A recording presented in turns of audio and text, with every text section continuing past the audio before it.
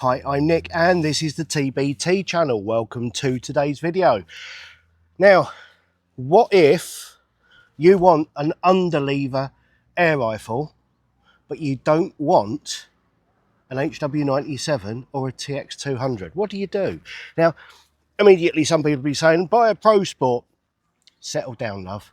Pro Sports are lovely, they're beautiful, they're wonderful to shoot, but they're not for everybody. The cocking of them can be quite tricksy. So where does this leave us? Now, Diana, I've shown you a couple of Dianas. In fact, I think 3 or 4 in the last year, and they've been the 52s, 56 kind of thing. The side levers, side levers are great, but they're not an underlever. But Diana do make an underlever, the 460. But what if a Diana 460 isn't flamboyant enough for you? That's where this was leading to. Excuse the chickens. They think I've got food. This is my gun bag. It's not food. Go away. Find some snails. Fetch. That's where this is leading to. Now, here we go. Look at that. Look at that. That is actually a thing of beauty. The Mauser K98. It was a legendary wartime rifle, absolutely fantastic. There are quite a lot of them here in France, and I could get one, but I don't really want one, I don't need one. But an air rifle version of it, wowee. This was made in 2016, and I had one of these when they very first came out. That was at the beginnings of TBT, right at the beginning of TBT, and I got one of these, and it was nice. But just like the original thing, hitting half front heavy, by the time you've mounted it here, whoa, you know, it's going. It's a very front heavy animal.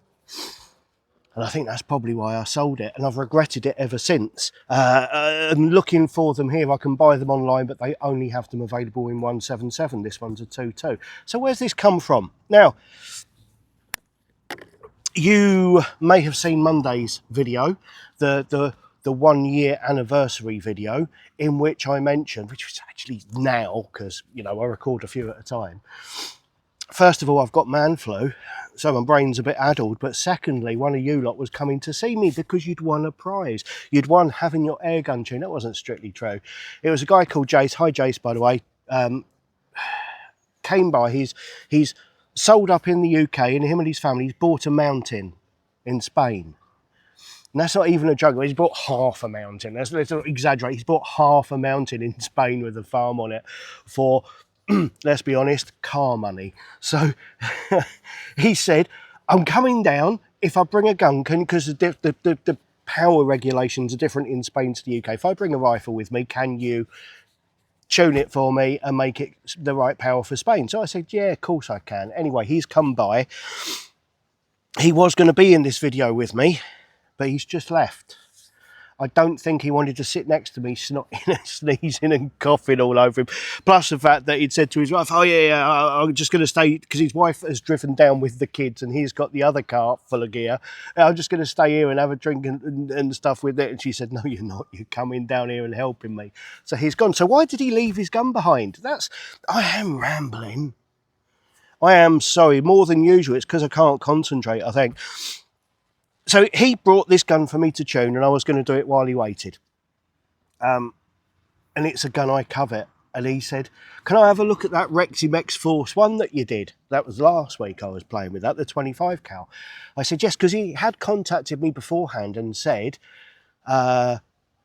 if I give you the money, can you order one of those to get to your place so I can take it to Spain with me? But there wasn't enough time, so I had actually said to him, oh, if you want to, you can buy mine off me. I'll just order another one. It'll be here within a week. I don't mind doing that. But then he said, oh, no, I'm going to look at what other ones are available. Anyway, he got here, he looked at it, and he said, all right, okay, can I buy this off you? I said, well, how about we do a trade? Because who needs 2 guns? He doesn't need 2, right? Right, Jace? So a deal was done. He's taken the 25 and left this behind. And I am very happy, because this is one, it's in 2.2, it's one I had wanted to do.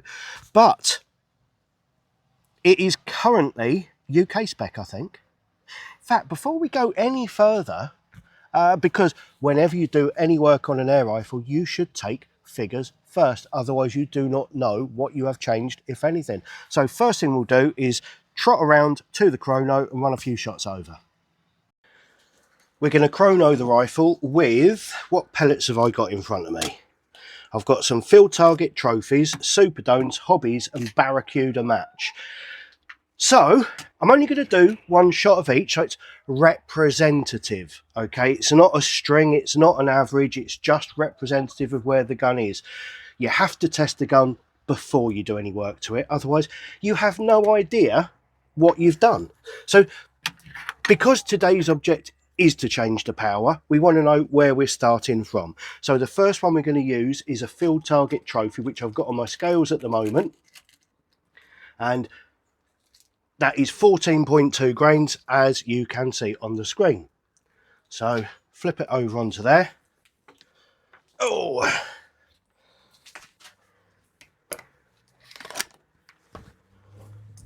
you can't see me cocking the rifle, but you don't need to. You know what that looks like.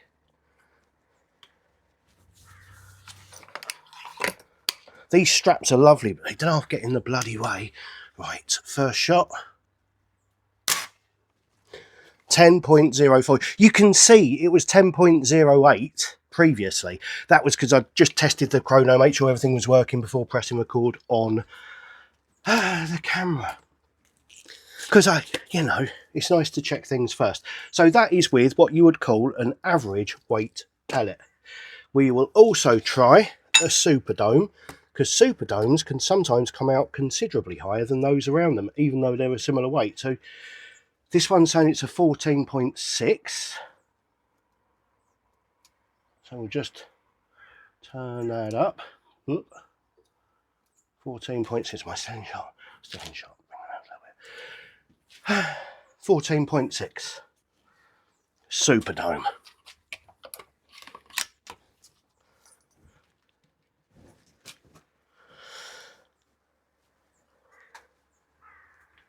In there, you bugger.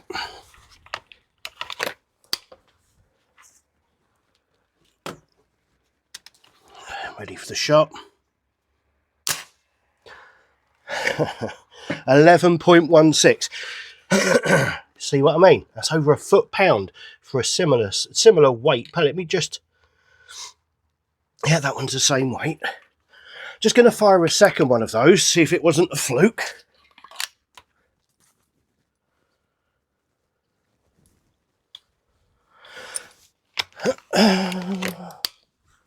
That up there, firing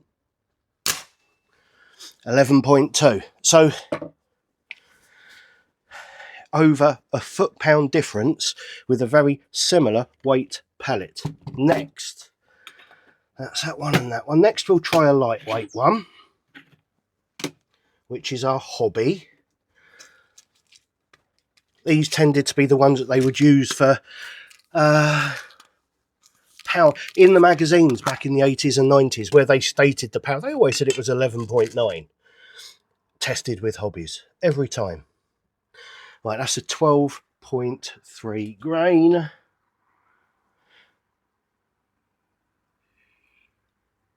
You watch it zoom past. I'll stop and start again. It does that. You press it for a while and then it goes straight past it. What did I say? It was 12.3. 5, 4, 3. There we go. 12.3 grain. Let's put one of these through. So we got 10.08 and 10.04, I think it was, with the field target. 11.2, 11.1 and 11.2 with the superdomes. Let's try with a lightweight one. 11.7. So it's okay. I mean, that's probably the lightest pellet we would use in real life. Just pop another one of those through.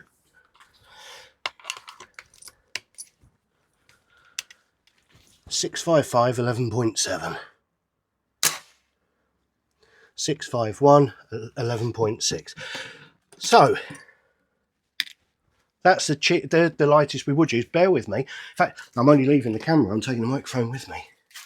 just into the kitchen. I do actually have, I've got to use them up somehow, some of these horrible things. Field Target Trophy Green. These are alloy, very light. 9 point, is that right? 9.5 grain. That is light, isn't it?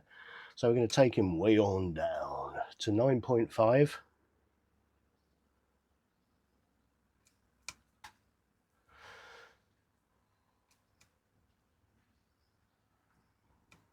Five, 9.5 grain, groovy. Let's pop one of these through, see if it will actually take it over the 12.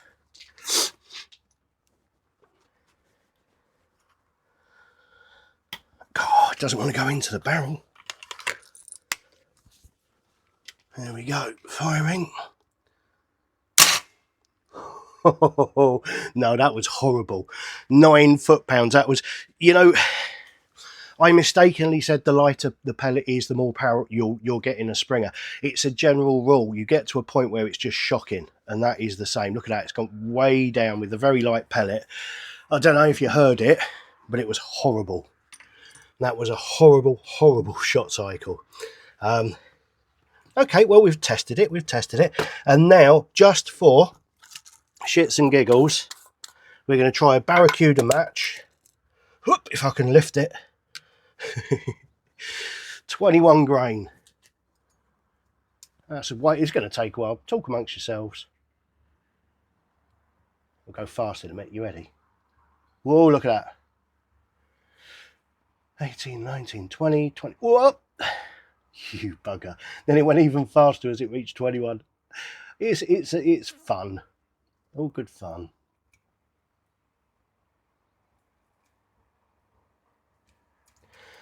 So this should, being a heavyweight pellet, be lower than 10 foot-pounds, which was our preferred pellet. We've had from, what is it, 9.1 to 11.7 so far with different pellets. That's a big old span. Big span. Let's see what it does with a heavy. Oh, the whole gun. I don't know if that made the camera shake. The whole gun rattle backwards and forwards with that. 7.8 foot-pounds. Excuse me. So we've gone effectively 7, 8, 9, 10, 11, 4 foot-pound difference between, where's my tins, a Barracuda match and hobby, a whole 4 foot-pounds. Also bear in mind, our preferred pellet, the Field Target Trophy, was 10.04 and 10.08. If we'd have tuned our gun to 10.5 foot-pounds with that pellet, then the hobbies would have been over 12. But anyway, that's enough. That's enough of that. Let's get the gun taken apart and see what we can do to raise the power. So there you go, pretty much as expected.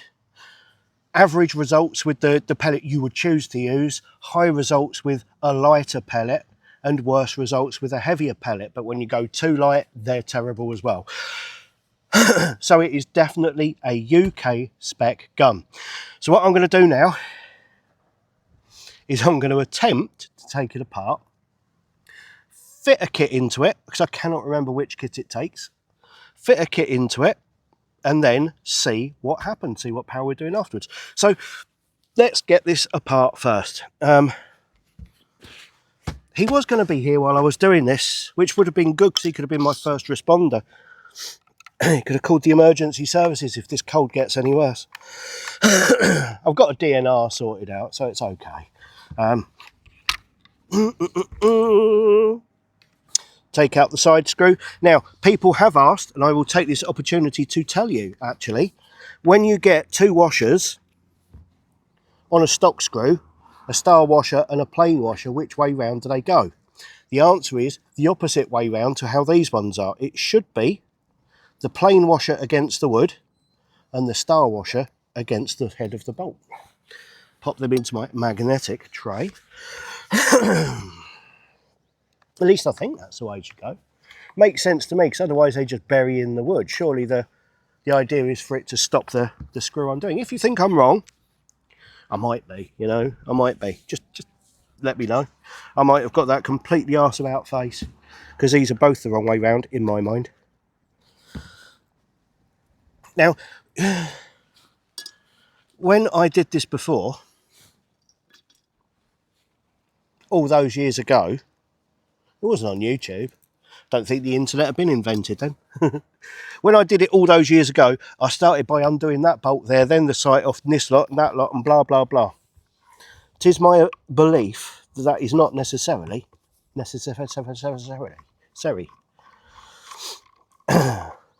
we're going to see if that is true. I don't need that one. So I should be able to lift that. Move that back and like that. There we go. One stock. It is quite an elegant stock. It's long and slender. It is elegant. It's an elegant rifle. Okay, now what I want to do is take out the trigger group, which means knocking these two pins through. So, pin knocker. One is out completely. It's the wind, it's dropping them all on the floor. What I'm going to do with the next one is I'm actually going to knock it through with a screwdriver, and that will then leave the screwdriver in place. Why? I hear you cry. I shall show you. Pop. There we go. So that's gone all the way through. And now all of the spring pressure is held by a screwdriver. This means I can put it onto a surface, push down. There's not much preload there. Take it out and that's it.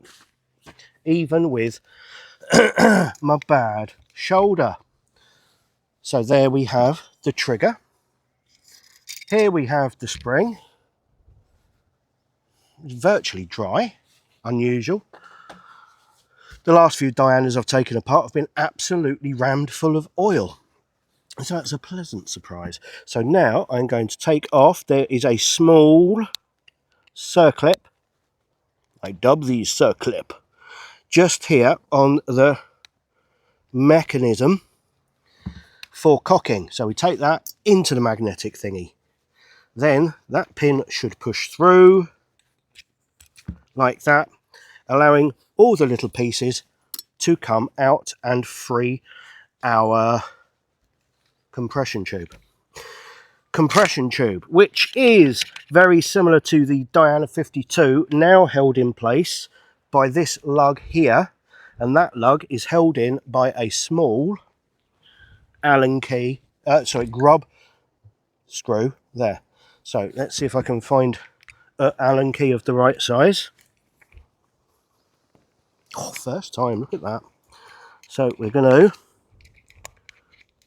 in fact, I'm going to pause this here while I take this out and pick up all the crap I've just dropped on the floor. And that really did take me much longer than it should have done. So that's the pin. Now that lug comes out, and that means the compression tube and piston come out as one piece. Let me just grab some tissue so I do not get my hands oily. Pop. Yeah, it's just oil. Why do they do that? It's very strange. Why did you do that, Diana? Nobody else fills things with oil. Ew. Let's have a look at the compression tube first. Now, oh, that is unusual. It is good, but it is unusual. The restriction washer has already been removed from the transfer port. If you remember, the transfer ports for UK and German spec rifles usually have a restrictor washer in there to restrict the amount of air that gets through.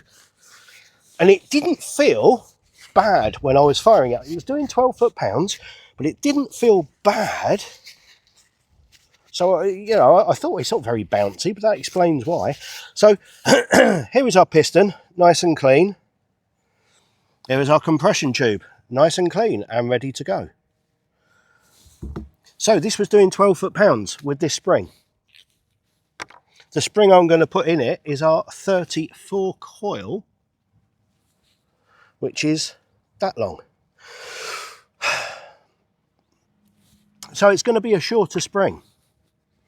Let's just check how many coils I've got here. 1, 2, 3, 4, 5, 6, 7, 8, 9, 10. 28,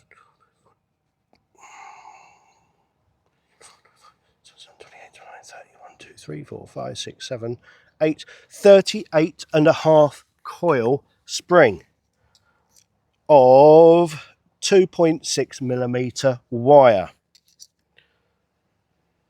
2.5mm wire. So that's 38 of 2.5. And I'm going to be replacing that with 34 of 3.1, but we're also going to have a top hat here. Let me just check what size it is, what I need for this. It is 30mm.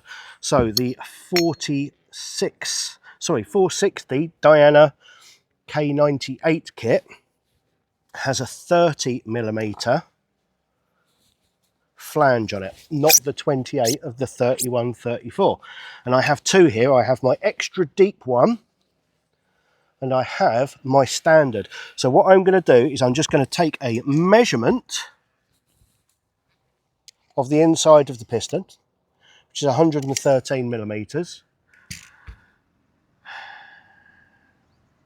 Then I'm just going to quickly, because I forgot to bring a calculator out with me, work out what that means. Back in a moment.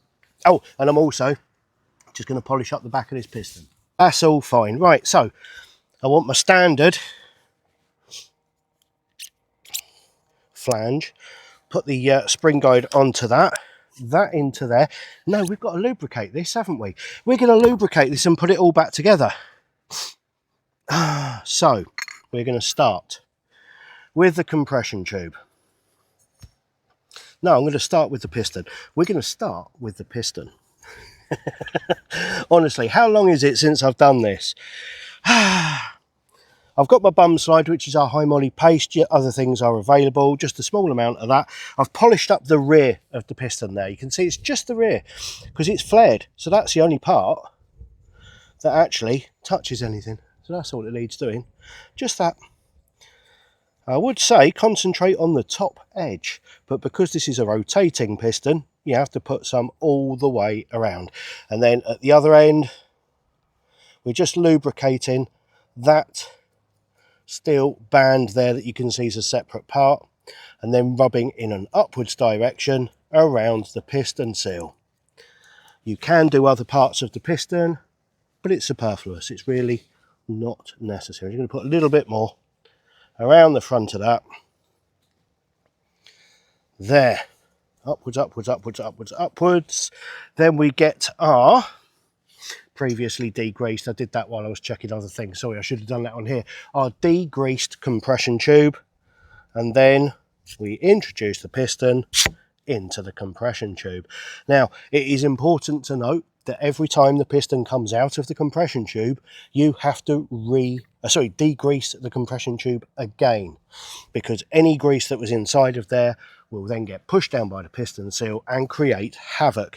So that is on the bottom. We need to lubricate the compression tube.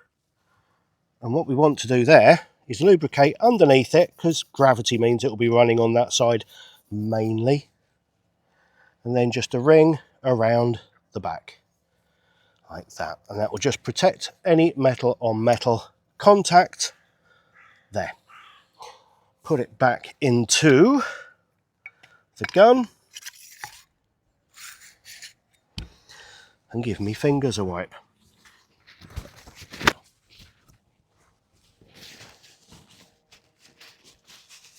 Marvellous. Put that there where I can retrieve it. What we need to do next is get the lug which the cocking arm goes onto. Pop that, good, pop that into his hole there, and then find the grub screw which was through it, holding it in place. So get our Allen key into there and then into the hole, maneuver it into position like that. Then it's going to take me another 5 minutes to do this bugger up. And I'll pause it. That's it, I'm rocking now. What we need to do next is the assembly for the cocking arm to the what's-it. So we've got a little spring, we've got a little saddle like thing there with a hole through it. We've got a pin to hold it all together and a circlip to make sure it doesn't fall off.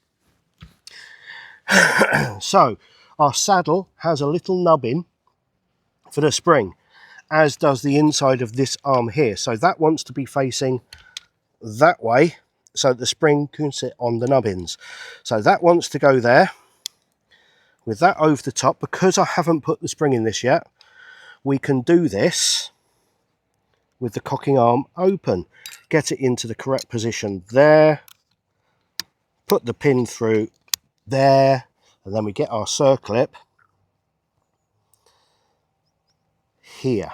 Now, up here, please work.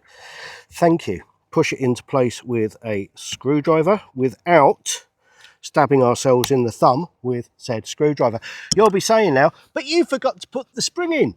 I know from bitter experience that trying to do everything while keeping the spring in situ is a pain in the bottom. So get all of that done first, then compress the spring and put it into place between the nubbins like that. Okay, so there he is, there in place, all groovy and funky. That's good. We're doing good. I'm doing well, all things considered. Oh yes. So what do we want to do now? What should we do next? I'm missing a top hat. Why am I missing a top hat? You taken my top hat? I've put it down somewhere. This is going to be the most pauses in a single video ever. And here we are a day later. Suffice to say, by this point, the night nurse and vodka was really kicking in. It all went a little bit mental. I did try several kits. 33 coils was the maximum that we could use of the premium springs. If you really want a workout and the maximum possible power, you can use a Diana 4852 Magnum kit. It will fit. It's horrible. So what we actually ended up with was a 31 coil kit, which is effectively our HW77/77 UK kit. Much more succinct than all that rubbish I did yesterday. Back to it. Oh, and when I say back to it, get your spring, get your guides, lubricate, bum slide grease, all that stuff. Then we get it ready to put into the spring compressor. By now you're thinking, no, that's right, I'll just buy an air arms or a Weihrauch. Trust me, it's different. Right, so what I've got here is a sash clamp with a bit of wood screwed to it there, just to make it the same height as my gun in operation. I've got it in there, so now it's just a case of turning the handle, making sure it's in the right place, turning the handle.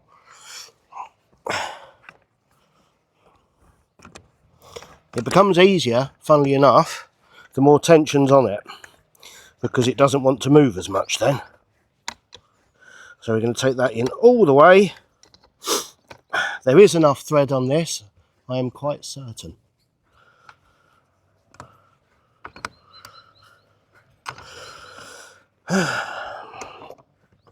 Until our holes match. Ooh, misses. So gently, gently, softly, softly, catchy monkey. I could catch a monkey. Screwdriver into there, and that is a perfectly aligned. So we take our retaining pins. That's not perfectly aligned. That might be though. And we go tappity tap. And it goes all the way through. That means it is actually now safe, but I'm going to leave it in the compressor until I have tappity-tappitest the second one through, thusly. And that's it. Pop that there, and I'll just show you what I mean about. I'd got it ready for shot before I pressed the thing, so I should have shown you first. But it is just a sash clamp, and I've just screwed a piece of wood to it there, so it's the same height as the edge of that. So when I lay it on a flat surface, it lays flat and doesn't keep trying to fall over. It's as simple as it gets, just like me. Right, we're getting there. We are, trust me. So now all I need to do, yes, all I need to do is put this back into stock, and then we're going to test it over the chrono. Here we go for the chrono testing with a 31 coil spring. Now, as I alluded to, I have tried this yesterday with 33 coils and with a Magnum kit, and they worked. The 33 coils will get you, which is a 34 coil spring with one coil removed, because 34 was just a shade too much. Let me just zero my scale here. Right. Sorry, that was my phone ringing. That's the wife. I'll call her back in a minute. So what I actually settled on, with the 33 coils, you'll see over 20 foot-pounds. With the Magnum kit, you'll see 24. But it was just unnecessary. So we are going to try, here we go, 11.7 grains first. I used the 31 in the end, because what I'd actually like it to be, let me see, let's do me 11.7 first. 11.7. What I'd actually like it to be is 20 joules, which is about 16 foot-pounds, which is the French limit, because then if somebody wants it, they don't have to have a license to get it from me. I can just give it to them. So 31 coils, no preload washers, and this is with a hobby. So this is theoretically the lightest, because we tried the extra light ones and they were pants. So this should be the highest power reading we get. So let's try this. 15.5 foot-pounds. Couldn't have done that better if I'd have planned it. I do believe 15.5 foot-pounds is actually 20 joules. Bonus. So now let's try a Superdome. Let's just zero me scales again. Pop on a Superdome, and he is 14.2. So take the chrono up to 14.2. That's 14.7. That's too far, wasn't it? That's my 1970s game show jingle. I've still got a cold. I'm still suffering. I'm still a wally. Right. Again, I'm only doing one of each. I'm not doing strings. This is just representative. It's nice and easy to cock. The kits I was trying in it yesterday were tricky, let's just say, especially with my shoulder. This is much more, it's very pleasant to shoot actually. 15.8. 15.8, so it's a half a foot-pound over where I want it, but not a problem for now. And now we shall try an FTT, which is 14, again 14.2. That's a bonus. That means I don't have to change it. So 15.82. Let's see if the FTT is still a foot-pound lower than a Superdome.